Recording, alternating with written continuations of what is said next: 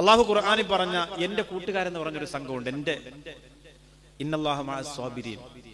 നിസ്കരിക്കുന്നവരെ കുറിച്ചോ ഹജ്ജ് ചെയ്യുന്നവരെ കുറിച്ചോ ഒന്നും അങ്ങനെ പറഞ്ഞില്ല.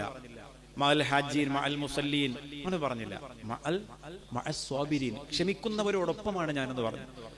ആരെങ്കിലും നല്ലപോലെ ക്ഷമിച്ചാൽ, അബ്ദുൽ കരീം ഉസ്താദ് നല്ലപോലെ ക്ഷമിച്ചാൽ ഉസ്താദിനോടൊപ്പം അല്ലാഹു ഉണ്ടെന്നാണ്. നമ്മളപ്പോൾ ഉസ്താദിനെ പരിചരിക്കുമ്പോൾ, ഉസ്താദിന്റെ കൂടെ നടക്കുമ്പോൾ നമ്മൾ മനസ്സിലാക്കേണ്ടത് ഉസ്താദിനോടൊപ്പം റബ്ബുണ്ട് എന്നാണ്. ഒരിക്കൽ മഹാനായ അബൂബക്കർ സിദ്ദീഖ് റളിയല്ലാഹു അൻഹുവിനെ ഒരു ജൂതനായ മനുഷ്യൻ ആക്ഷേപിക്കുകയാണ്, തെറി വിളിക്കുകയാണ്, ചീത്ത വിളിക്കുകയാണ്. അബൂബക്കർ സിദ്ദീഖ് റളിയല്ലാഹു അൻഹു ക്ഷമയുടെ രാജകുമാരനാണ്. മറുത്തൊന്നും പറയാതെ പുഞ്ചിരിച്ചുകൊണ്ട് കേട്ടുകൊണ്ടിരിക്കുകയാണ്. വളരെ ദൂരത്തിൽ നിന്ന് അല്ലാഹുവിന്റെ റസൂൽ നബി മുഹമ്മദ് മുസ്തഫ സല്ലല്ലാഹു അലൈഹി വസല്ലമ തങ്ങൾ ഇത് കാണുകയാണ്. അബൂബക്കർ സിദ്ദീഖ് റളിയല്ലാഹു അൻഹു മൗനം പാലിച്ചിരിക്കുന്ന കണ്ടപ്പോ മുത്ത റസൂൽ പുഞ്ചിരി തൂകുകയാണ്. ഒരേ സമയം ഇങ്ങനെ പറഞ്ഞു. പെട്ടെന്ന് അബൂബക്കർ സിദ്ദീഖ് റളിയല്ലാഹു അൻഹു അവരോട് തിരികെ പറയുകയാണ്, ആ ജൂതനായ മനുഷ്യനോട് തിരികെ പറയുകയാണ്, നീ ഇങ്ങനെ പറയാ ഞാൻ എന്താ ചെയ്തെന്നൊക്കെ പറഞ്ഞു തിരിച്ചു വർത്താനം പറയുകയാണ്. അല്ലാഹുവിന്റെ റസൂൽ മടങ്ങിപ്പോവുകയാണ്. അബൂബക്കർ സിദ്ദീഖ് റളിയല്ലാഹു അൻഹു പിന്നാലെ ചെന്നിട്ട് പറയുന്നു, യാ ഹബീബല്ലാഹ്, അവിടെ എന്റെ അരികിലേക്ക് വന്നിട്ട് എന്തേ മടങ്ങിപ്പോകുന്നത്? റസൂൽ പറയുകയാണ്, നീ മൗനമായി കേട്ടുകൊണ്ടിരുന്നപ്പോ നിന്റെ ക്ഷമ എനിക്ക് സന്തോഷം തന്ന അബൂബക്കറേ. ആ ജൂതന് മറുപടി കൊടുത്തപ്പോ നിന്റെ കൂടെ മലക്കുകൾ പോലും ഉണ്ടായിരുന്നു. നീ മറുപടി കൊടുത്തപ്പോ ഇന്നഹു കാന മഅക മലക്കുൻ യർദുഅൻകാ, ആ മലക്കുകൾ നിന്റെ അടുത്തിരുന്ന് മടങ്ങിപ്പോയ അബൂബക്കറേ. നീ ക്ഷമയോടുകൂടി അത് കേട്ടിരുന്നപ്പോ, അതായത് അസുഖവും ഒന്നുമല്ല പോട്ടെ, ഒരാൾ ഉപദ്രവിച്ചു, അവിടെ പോലും നിങ്ങൾ ക്ഷമിച്ചാൽ നമുക്ക് ആ സമയത്ത് അൽഹംദുലില്ലാഹ് സുബ്ഹാനഹു എത്ര ദിക്റുകളുണ്ട്, എത്ര പ്രാർത്ഥനകളുണ്ട്, അത് ചൊല്ലിയിരിക്കാന്ന്. വെറുതെ അത് കേട്ടിട്ട് അവർക്ക് മറുപടി കൊടുത്ത് തിരിച്ചങ്ങോട്ട് പോയി വർത്താനം പറഞ്ഞ് ഇതിന് പ്രയാസം ഉണ്ടാക്കുന്നത്. എനിക്ക് നേരത്തെ ഭയങ്കര പ്രശ്നമായിരുന്നു. ഞാൻ മഹല്ലുകളിൽ ജോലി ചെയ്യുമ്പോൾ ആകെ 3-4 മഹല്ല് ജോലി ചെയ്തിട്ടുള്ളൂ. പിന്നെ ഈ കോളേജും സ്നേഹസാഗരവും തിരക്കുമായി, പിന്നെ ഈ ഉത്തരവാദിത്തമാണ്. വെള്ളിയാഴ്ച പോയി അത് നിർവഹിച്ച് മടങ്ങി വരിക എന്ന് പറയുന്ന ഉത്തരവാദിത്തം വലിയ ഉത്തരവാദിത്തമായതുകൊണ്ട് അത് സമയത്ത് നടന്നില്ലെങ്കിൽ പ്രയാസമായതുകൊണ്ട് ഒഴിവാക്കിയതാണ്. അപ്പോൾ ആ മഹല്ലുകൾ ജോലി ചെയ്യുമ്പോൾ എനിക്കൊരു പ്രശ്നമുണ്ടായി. ഒരു സൊബറിന്റെ ഒരു കുറവ്, അതെൻ്റെ കൂടെ ബാക്കി അതിൽ പഠിച്ച പിന്നെ ഷാജിർ ഉസ്താദിനൊക്കെ അറിയാം നല്ലപോലെ, ചെറിയൊരു കുറവുണ്ടായിരുന്നു ആ വിഷയത്തിൽ. അതുകൊണ്ട് മഹലിലൊക്കെ ജോലി ചെയ്ത് കഴിഞ്ഞാൽ പ്രസംഗത്തിലൊക്കെ ഭയങ്കര വിമർശനമാണ്.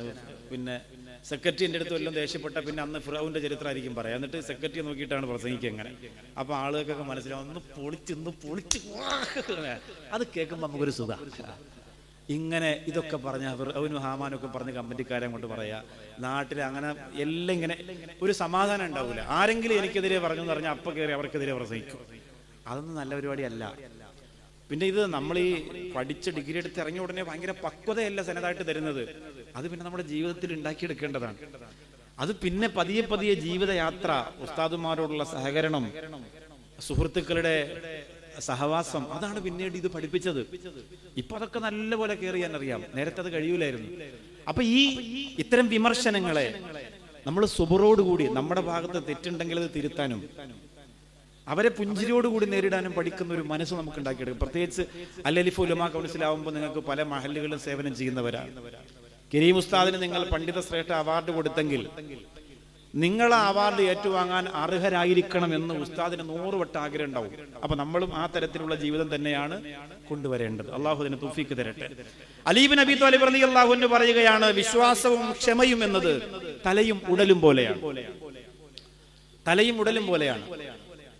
ലാ ജസദ ലിമൻ ലാ റഅസല, തലയില്ലാത്തവന് ഉടലില്ല എന്ന് പറയുന്ന പോലെ വിശ്വാസമില്ലാത്തവന് ക്ഷമയില്ല, ക്ഷമയില്ലാത്തവന് വിശ്വാസമില്ല.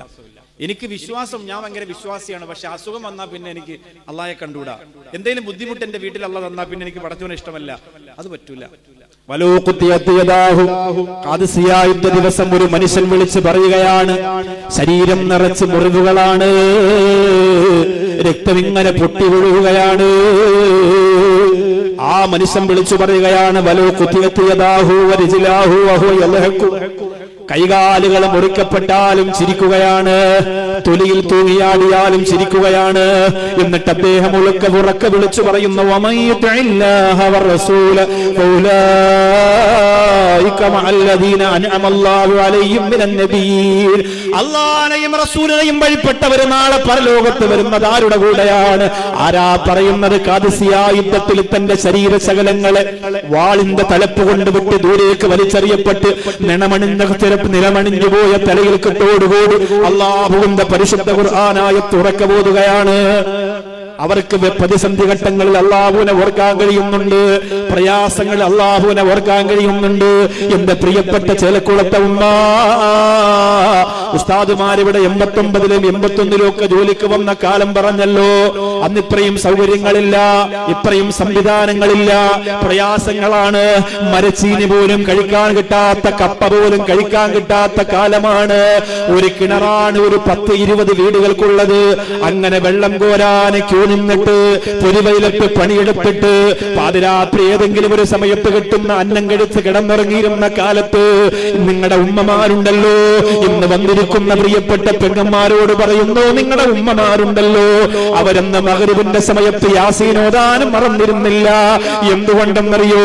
ഇത് ഓതുന്നത് കൊണ്ടാണ് അല്ലാഹു ബറക്കത്ത് തരുന്നത്, എന്റെ ഭർത്താവിന് ജോലി തരുന്നത്, എന്റെ മക്കൾക്ക് പഠനോപകരണം പോലും വാങ്ങാൻ കഴിയാറ് ഞാൻ ഓർത്തു പോകുന്നുണ്ട്. എന്റെ ഉമ്മയൊക്കെ അന്ന് ജോലിക്ക് പോകുന്ന വീടുകളിൽ അവരുടെ മക്കൾ കഴിഞ്ഞ വർഷം സ്കൂളിലേക്ക് ഇട്ടുകൊണ്ടുപോയ പൊട്ടിപ്പോയ പാന്റും ഷർട്ടും ഒക്കെ എനിക്ക് കൊണ്ടുതരുമ്പോ എത്ര വിലപിടിപ്പുള്ള സമ്മാനമായിട്ടാണ് പ്രിയപ്പെട്ടവരെ ഞാനൊക്കെ അത് സ്വീകരിച്ചിരുന്നതെന്നറിയോ?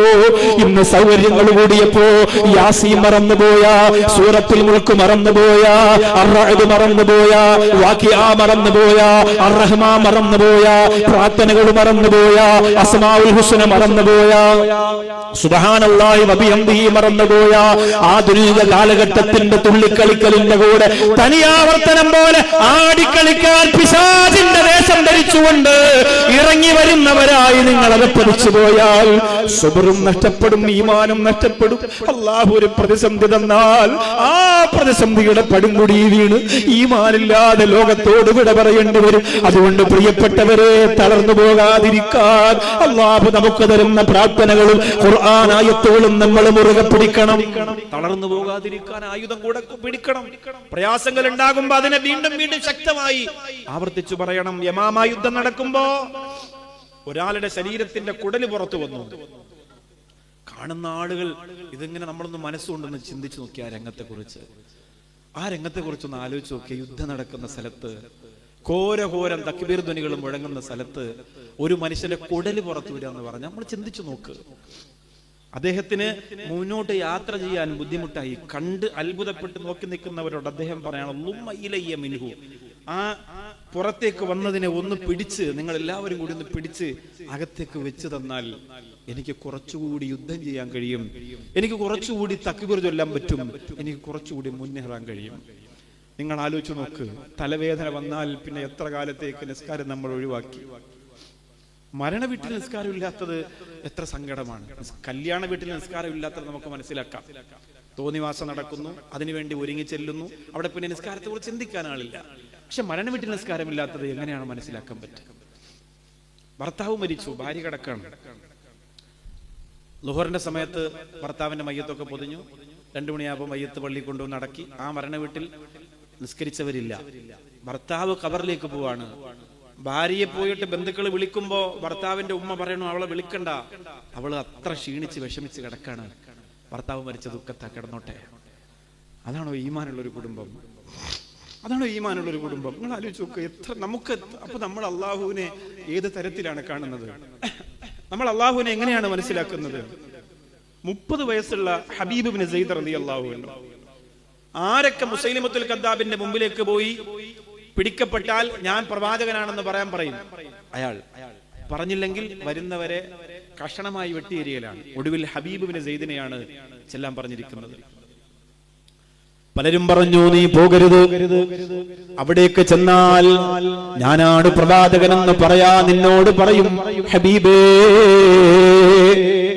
ആ സമയത്ത് മുസൈലിമത്തിന്റെ മുഖത്ത് നോക്കിയിട്ട് നീയാണ് പ്രവാചകനെന്ന് പറഞ്ഞില്ലെങ്കിൽ അവൻ നിന്റെ കഴുത്ത് വെട്ടുമെന്ന് പറയുമ്പോൾ ഹബീബ് ഇബ്നു സയ്യിദ് റളിയല്ലാഹു അൻഹു പറയുകയാണ്, പോകാതിരുന്നാൽ ഞാൻ ഈമാനില്ലാത്തവനായി പോകും. പോയി അവന്റെ മുഖത്ത് നോക്കിയിട്ട് എന്റെ മുത്തൊളി ദീപം നബി മുഹമ്മദ് മുസ്തഫ സല്ലല്ലാഹു അലൈഹി വസല്ലമ തങ്ങളെ കുറിച്ച് എനിക്ക് ഉറക്കെ പറയണമെന്ന് പറഞ്ഞ് ഹബീബ് ഇബ്നു സയ്യിദ് റളിയല്ലാഹു അൻഹു കുളിച്ചൊരുങ്ങി സുഗന്ധം പുരട്ടി ശുഭവസ്ത്രം ധരിച്ചുകൊണ്ട് ഇറങ്ങിപ്പോകുന്നതെന്തിനാ? പുതുമാപ്പിളയെ പോലെ ഇറങ്ങിപ്പോകുന്നതെന്തിനാ?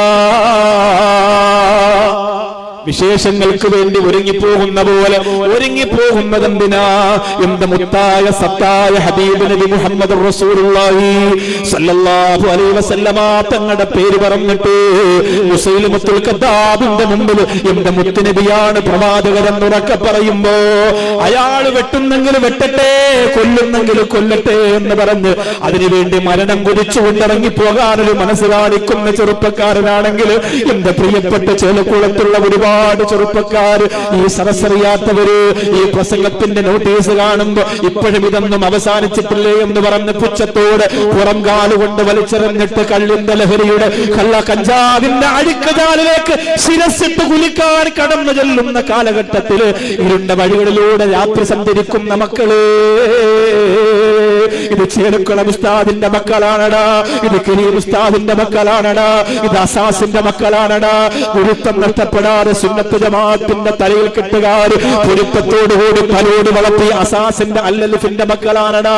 ആ മക്കൾക്ക് പാതിരാത്രി ഇടവഴികളിലൂടെ കറങ്ങിപ്പോയി ലഹരിയുടെ പിന്നാമ്പുറത്തിരുന്ന് പുകച്ചുവിടേണ്ട ആവശ്യമില്ലാത്തത് കൊണ്ട് അസ്മായിന്റെ തസ്ബീഹിന്റെ തഹ്ലീലിന്റെ തക്ബീറിന്റെ മന്ത്രധ്വനികളെ കൊണ്ട് ഉസ്താദുമാര് പടുത്തുകൊടുത്ത മനോഹരമായ മധുരം നുകരാ അവര് തയ്യാറാണ്. ചെറുപ്പക്കാരാ, ആ വഴിയാണ് മക്കളെ നിങ്ങൾ തിരഞ്ഞെടുക്കേണ്ടത്. ഹബീബ് ഇബ്നു സയ്യിദ് റളിയല്ലാഹു അൻഹു ചെറുപ്പക്കാരനായിരുന്നു, ആഗ്രഹങ്ങളുള്ളവരായിരുന്നു, ജീവിതത്തിനോട് എല്ലാവർക്കും ഉള്ള പോലെ കൊതിയുള്ളവരായിരുന്നു. പക്ഷെ ഈമാന്റെ പരീക്ഷണഘട്ടം വന്നപ്പോ, സ്വബറിന്റെ പരീക്ഷണഘട്ടം വന്നപ്പോ, പ്രവാചക അനുരാഗത്തിന്റെ പരീക്ഷണഘട്ടം വന്നപ്പോ മഹാനായ ഹബീബ് ഇബ്നു സയ്യിദ് റളിയല്ലാഹു അൻഹു കടന്നു ചെല്ലുകയാണ്. മുസൈലിമത്തിന്റെ മുഖത്ത് നോക്കിയിട്ട് അയാൾ ചോദിക്കുന്നു, ഞാൻ പ്രവാചകനാണെന്ന് പറയടാ ഹബീബ്. ഹബീബ് ഇബ്നു സയ്യിദ് പറയുന്നു, ഇല്ല, നീ കള്ളനാണ്, നീ തോന്നിവാസിയാണ്, നീ താന്തോന്നിയാണ്, ഈ ലോകത്തെ കാരണക്കാരൻ എന്റെ മുത്തായ ഹബീബ് നബി മുഹമ്മദ് മുസ്തഫ. ഈ ലോകത്തൊരു അന്ത്യപ്രവാചകനുണ്ടെങ്കിൽ എന്റെ മുത്തായ നബി മുഹമ്മദ് മുസ്തഫ. ഹബീബ് ഇബ്നു സയ്യിദിന്റെ കൈ വെട്ടുമ്പോ, കാല് വെട്ടുമ്പോ, ശരീരം വെട്ടി കഷണമായി വലിച്ചെറിയുമ്പോ ആ മുഖത്തിരുന്ന അവസാനം സന്തോഷം വിടുന്ന കാരണം എന്താ? ആ നാവിലൂടെ ലാ ഇലാഹ ഇല്ലല്ലാഹ് മൊഴിയുമെന്ന് ഉറപ്പിച്ചതെന്തുകൊണ്ടാണ്? അത് ഈമാന്റെ മന്ത്രധ്വനികളെ സ്നേഹിച്ചത് കൊണ്ടാണ്. ഒരു നിസാരമായ വേദനക്ക് പകരം അല്ലാഹുവിന്റെ റസൂലിനെ മറക്കാൻ നമുക്ക് പറ്റുന്നുണ്ടെങ്കിൽ പിന്നെ നമ്മൾ എന്ത് ചെയ്യും? നമ്മൾ ആലോചിച്ച് നോക്ക്. സുബറിന്റെ തട്ട് ഭാരം കൂടാതെ നമ്മൾ എങ്ങനെയാണ് മുഅ്മിനാവുക? പ്രതിസന്ധികൾ ഉണ്ടാവും. ചിലപ്പോൾ ഉപ്പായിലൂടെ ഉപ്പാക്ക് സുഖമില്ല, ഉമ്മാക്ക് സുഖമില്ല, ചിലപ്പോൾ മക്കളുടെ മരണത്തിലൂടെ. അങ്ങനെയാണ് പരീക്ഷണങ്ങളെ. നിങ്ങളുടെ ഈമാൻ പരിശോധിക്കാൻ, നിങ്ങൾ വിശ്വാസികളാണോ എന്ന് നോക്കാൻ പല ഘട്ടത്തിലൂടെ അല്ലാഹു തആല നിങ്ങളെ നോക്കും. വേദന തന്നു മാത്രമല്ല, തെറ്റ് ചെയ്യാനുള്ള അവസരം തന്ന് നിങ്ങൾ നോക്കും. യൂസുഫ് നബി അലൈഹി സ്വലാത്തു വസ്സലാമിന് തെറ്റ് ചെയ്യാനുള്ള അവസരം കൊടുത്തിട്ടാണ് അല്ലാഹു തആല നോക്കിയത്. സുലൈഖ ബീവി എന്ന് പറയുന്നത് അത്ര സൗന്ദര്യം കുറഞ്ഞ ഒരു സ്ത്രീയൊന്നുമല്ല. യൂസുഫ് നബി അലൈഹി ഇസ്ലാമിന് സൗന്ദര്യം ഉള്ളത് കൊണ്ട് സുലൈഖ ബീവി എന്ത് ചെയ്തു? യൂസുഫ് നബിയെ ആകർഷിച്ചു, അല്ലെങ്കിൽ ആവേശത്തോടു കൂടി പ്രേമിച്ചു, പ്രണയിച്ചു എന്ന് നമുക്ക് പറയാം. പക്ഷെ സുലൈഖ ബീവി ആരാണ്? സൗന്ദര്യമില്ലാത്ത ആളായിരുന്നില്ല. അവിടെ യൂസുഫ് നബി അലൈഹി സ്വലാത്തു വസ്സലാം അള്ളാഹുവിന്റെ സ്മരണകളിൽ പിടിച്ചു നിൽക്കാൻ യൂസുഫ് നബി കഴിഞ്ഞു. നമുക്ക് അവസരങ്ങൾ തരും. രഹസ്യ ജീവിതം പരിശുദ്ധമാകണം. ഇമാം ഷാഫി റളിയല്ലാഹു അൻഹു മരണപ്പെടുമ്പോൾ ശിഷ്യന്മാരോട് പറഞ്ഞതാണ്, പർവ്വതം പോലെ പരസ്യമായ അമലുകൾ ഉണ്ടാവാം, പക്ഷെ രഹസ്യമായ അമലുകൾ കൂട്ടണം. പരസ്യമായ അമല് നമുക്ക് നമ്പാൻ പറ്റില്ല. അതൊരു അള്ളാഹുവിന്റെ ഒരു പരീക്ഷണമാണ്. അവിടെ നമ്മൾ രഹസ്യമായും പരസ്യമായും ദിക്റുകൾ കൊണ്ട്, അമലുകൾ കൊണ്ട് പൊരുത്തത്തോടെ ജീവിക്കാൻ നമുക്ക് കഴിയണം. എന്നാലും നമുക്ക് രക്ഷപ്പെടാൻ പറ്റുള്ളൂ. രണ്ടാമത് അള്ളാഹു പരീക്ഷിക്കുന്നത് സമ്പത്ത് ആദ്യം തന്നിട്ട് പിന്നെ ആ സമ്പത്തിനെ എടുത്തു പരീക്ഷിക്കും. അയ്യൂബ് നബി അലൈഹി സ്വലാമിന് കൊടുത്ത പരീക്ഷണം അതാണ്. ഇപ്പൊ ചേലക്കുളത്തും ഈ അറക്കപ്പടിയിലും ഒക്കെ വലിയ മുതലാളിയായിട്ട് ഫ്ലൈവുഡൊക്കെ നല്ല ബിസിനസ്സും നടത്തിയല്ല മുതലാളിയെയും കാർ ഷെഡിൽ 3-4 വണ്ടിയും മക്കളൊക്കെ പഠിക്കുന്ന വിദേശത്താണ്. അങ്ങനെ ജീവിച്ച ഒരു മനുഷ്യൻ പെട്ടെന്ന് അള്ളാഹു അയാളുടെ ബിസിനസ്സിൽ ഇങ്ങനെ അടിച്ച് തകർത്ത് തരിപ്പണമാക്കി. കൊടുങ്കാറ്റ് കൊണ്ടുപോയതുപോലെ അയാളുടെ ബിസിനസ് സാമ്രാജ്യം തകർന്നടിഞ്ഞു. അയാളത് പുറത്തറിയിച്ചില്ല. പെരുമ്പാവൂരാണ് ഏറ്റവും കൂടുതൽ വെള്ള ഷർട്ടും വെള്ളമുണ്ട് കച്ചവടം നടക്കുന്നത്, ലിനന്റെ. അയാളത് പുറത്തറിയിച്ചില്ല. അയാൾ വീണ്ടും തേച്ചു മിനുക്കി പശമുക്കി അങ്ങനെ തന്നെ നടന്നു. 2-3 വണ്ടിയൊക്കെ വിറ്റെങ്കിലും പുതിയൊരു വണ്ടിയൊക്കെ എടുത്ത് അയാൾ വീണ്ടും അങ്ങനെ ഇത് അയാളെ പരീക്ഷണ ഘട്ടമാണ്. അയാളെ മക്കളെ ആ നേരത്തെ പഠിച്ചിരുന്ന സ്കൂളിൽ നിന്ന് മാറ്റാൻ കഴിയൂല. അതൊരു പരീക്ഷണമാണ്. അയാളുടെ വസ്ത്രം മാറ്റാൻ കഴിയൂല, അയാളുടെ ഫോൺ മാറ്റാൻ പറ്റൂല, അയാൾക്ക് നാട്ടിൽ ഒരു പാവപ്പെട്ടവൻ വന്ന് സ്വതക്ക ചോദിച്ചാൽ കൊടുക്കാതിരിക്കാൻ പറ്റൂല. അയാൾക്ക് അള്ളാഹു ആദ്യ സമ്പത്ത് കൊടുത്തിട്ട് പിന്നെ അയാൾ എങ്ങനെ ജീവിക്കുന്നുണ്ടെന്ന് അള്ളാഹു ഒരു പരീക്ഷണം നടത്തും. അയ്യൂബ് നബി ആ പരീക്ഷണം നേരിട്ട ആളാണ്. നമ്മളിൽ പലരും ഇന്ന് ആ പരീക്ഷണം നേരിടുന്നുണ്ട്.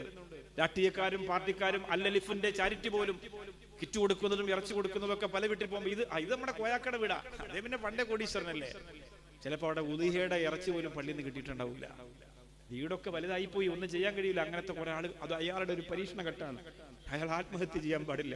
അയാളെ മുസല്ല ഒന്നുകൂടി വൃത്തിയായിട്ട് നിവർത്തി വിരിക്കണം. ഒന്നുകൂടി അയാൾ പ്രാർത്ഥനയ്ക്ക് ശക്തി കൂട്ടണം. ഈ സമയത്ത് എന്നെ തളർത്തിക്കളയരുത് റബ്ബേ എന്ന് അള്ളാഹിനോട് കരളുരുകി പറയണം. ഞാൻ തോറ്റുപോയാൽ ദുനിയാവ് ആഖിറം തോറ്റുപോകും റബ്ബേ, എന്നെ കൈവെടിയരുതെന്ന് അള്ളാഹിനോട് പറയണം. അഭിമാനം നഷ്ടപ്പെടും, എന്നാലും അള്ളാഹിനോട് പറയണം, നീ എന്നെ ഒഴിവാക്കരുത് അല്ലാ. ആ സമയം പിടിച്ചു നിൽക്കണം. മൂന്നാമത്തെ ഒരു ഘട്ടമാണ് മക്കളെ തന്നിട്ട് ആ മക്കൾ വളർന്ന് വലുതാകുന്നതിന് മുമ്പ് അവരെ മരിപ്പിച്ച് കളയുക. ഇതൊക്കെ പ്രവാചകന്മാർ അനുഭവിച്ച്. ആദ്യം യൂസുഫ് നബിയുടെ പറഞ്ഞു, രണ്ടാമത് അയ്യൂബ് നബിയുടെ പറഞ്ഞു, അപ്പൊ സക്കരിയ നബിയുടെ മക്കളെ കൊടുത്തു.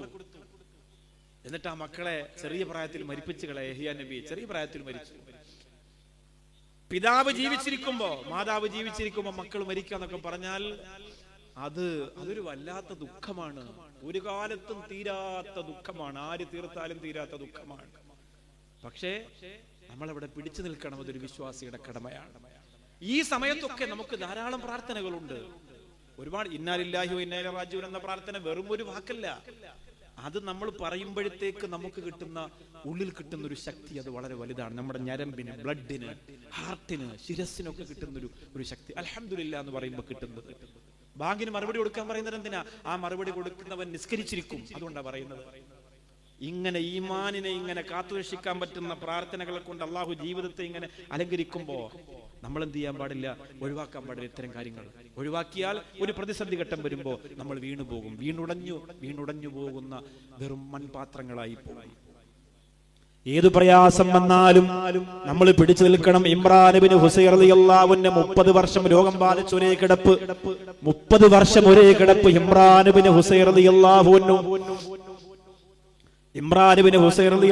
അദ്ദേഹത്തിന്റെ ഏറ്റവും പ്രിയപ്പെട്ട ശിഷ്യൻ അടുത്തു വന്നു. ഇമ്രാൻ ഇബ്നു ഹുസൈൻ റളിയല്ലാഹു അൻഹുവിന്റെ അടുത്ത് വന്നിരുന്നിട്ട് ചോദിച്ചു, ഉസ്താദേ, എന്നാലും ഉസ്താദിന് ഈ ഒരു അവസ്ഥ വന്നുപോയല്ലോ. എന്റെ ഉസ്താദിന് ഈ അവസ്ഥ വന്നാലെന്താ? ചില ആളുകൾ ഇവിടെ ചേലക്കുളത്ത് പറയും, ഇത്രയും നല്ല ആലിമായിരുന്നിട്ട് അബ്ദുൽ കരീം ഉസ്താദിന് ദുആ ചെയ്താ പോരെ, അള്ളാഹു ആഴ്ചയിൽ 3 ഡയാലിസ് കൊടുത്തോ? അത്തിപ്പറ്റ ഉസ്താദ് ആരാണ്? ജീവിച്ചിരിക്കുന്ന മദീന എന്ന് പറയാൻ മാത്രമുള്ള സുന്നത്തിനെ സ്നേഹിച്ചവരാണ്. ഒരു മനുഷ്യൻ അള്ളാഹു കൊടുക്കുന്ന വലിയ രോഗമാണ് അത്തിപ്പറ്റ ഉസ്താദിന് വന്നത്. അദ്ദേഹത്തെ ചികിത്സിച്ച ഡോക്ടർ പറഞ്ഞത് ഒരു ചെറിയ പനി പോലെ ആ വലിയ രോഗത്തെ കൊണ്ട് നടന്നു എന്നാണ്. പാണക്കാട് സയ്യിദ് ഹൈദരലി ശിഹാബ് തങ്ങൾ വെറും ഒരു തങ്ങളല്ല എന്ന് എപ്പോഴും ഞാൻ പറയലുണ്ട്. വെറും ഒരു തങ്ങളല്ല, അല്ലാത്ത പ്രത്യേകതയുള്ള ഒരു ആലിമായ, നല്ല നാവിന് അസറുള്ള ഒരു മനുഷ്യനായിരുന്നു. അവർക്ക് എത്ര സർജറി കഴിഞ്ഞിട്ടുണ്ട്, തലയിൽ ഉൾപ്പെടെ. അപ്പൊ ഇത് നിങ്ങൾ മനസ്സിലാക്കേണ്ടത്, നിങ്ങൾ ഈ പ്രഭാഷണത്തെ ഒരു നിരീശ്വരവാദ ചിന്ത വെച്ച് വേണമെങ്കിൽ ഇന്നത്തെ എന്റെ വിഷയത്തെ നിങ്ങൾക്ക് അറുത്തു മുറിച്ച് കൊലവിളിക്കാം. പക്ഷെ ലോകത്ത് നടന്നതിനെ കുറിച്ച് നിങ്ങൾ ഓർത്തു നോക്ക്, ചിന്തിച്ചു നോക്ക്, എന്തൊക്കെയാ ലോകത്ത് നടന്നത്. ഇമാം ഷാഫി റളിയല്ലാഹു അൻഹു അദ്ദേഹത്തിന്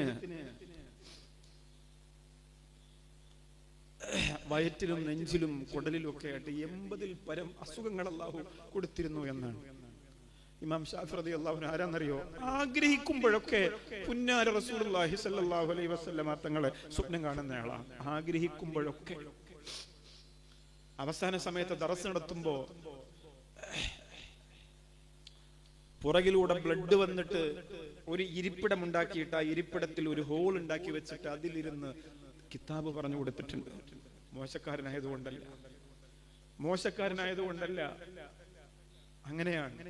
ആ സമയത്ത് അവരുടെ പവർ, ഈമാന്റെ പവർ അല്ലാഹു റബ്ബുൽ ഇസ്സത്ത് കൂട്ടുകയാണ്. അത് നമുക്ക് അങ്ങനെ ചിന്തിച്ച് മനസ്സിലാക്കാൻ കഴിഞ്ഞാൽ അതൊരു ലോകമാണ് പ്രിയപ്പെട്ടവർ, അതൊരു ലോകമാണ്.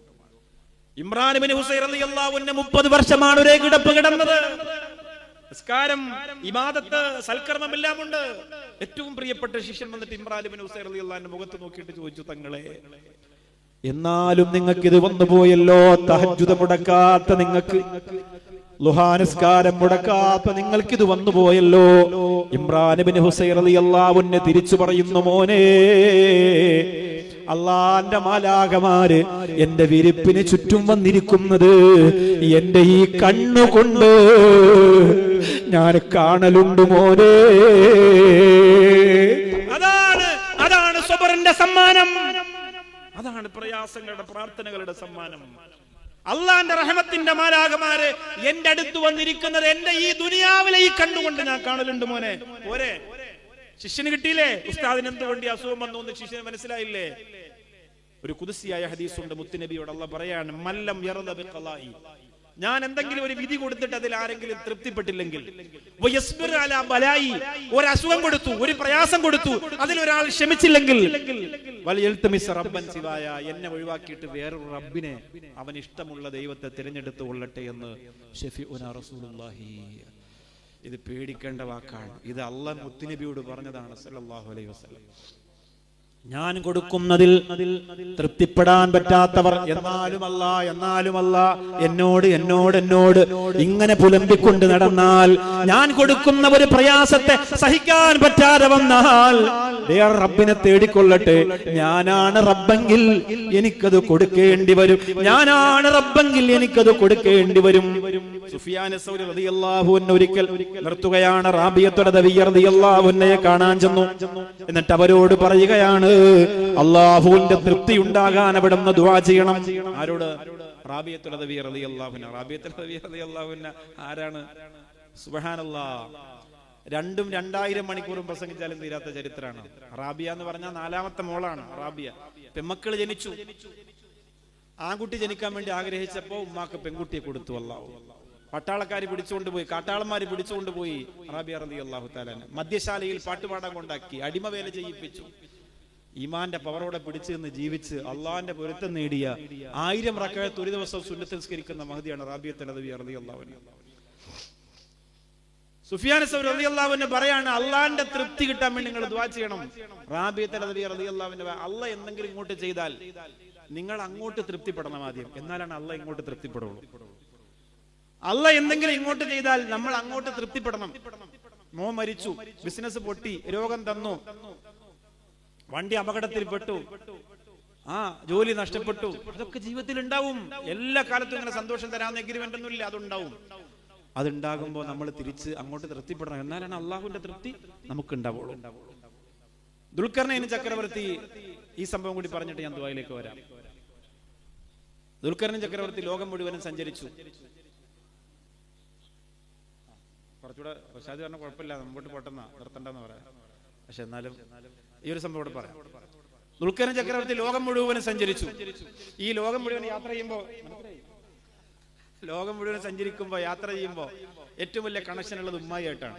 പക്ഷെ നമ്മുടെ കുടുംബത്തില് വ്യത്യാസമായിരുന്നു, ഉപ്പായിട്ടായിരുന്നു.